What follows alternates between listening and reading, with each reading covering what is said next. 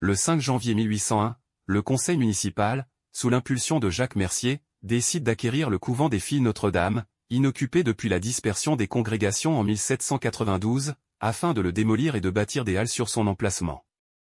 Sa réalisation en est confiée à Joseph Berthélemy, ingénieur en chef du département de l'Orne.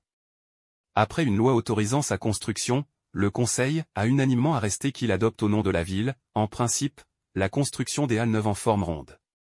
C'est Mathieu Courapier qui se rend adjudicataire de la construction. Le 18 juin 1806, il est procédé au posage de la pierre des halles, sur laquelle figurent les mots suivants: première pierre des halles placée le 18 juin 1806, troisième du règne de Napoléon le Grand, empereur des Français et roi d'Italie, par Monsieur Victor la Magdeleine, préfet du département de l'Orne, membre de la Légion d'honneur, en présence de Monsieur Savary, maire d'Alençon, et de Monsieur Berthélemy, ingénieur en chef.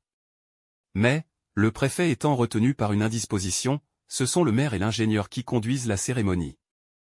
Ouverte au commerce des grains le 1er juillet 1812, la halle voit l'installation de 32 boutiques intérieures en 1815 dans lesquelles les marchands, lors de la foire de la Chandeleur, viennent exposer leurs produits. Après le désastre de Waterloo, Alençon est investi par les Prussiens qui occupent le bâtiment pendant 2 mois.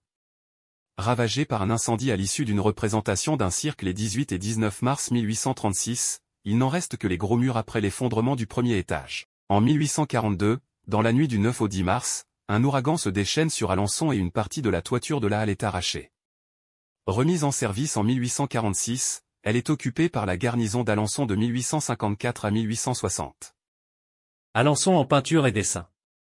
Les vues sont dans le désordre, ça va donner du charme à la recherche et faire fonctionner nos neurones.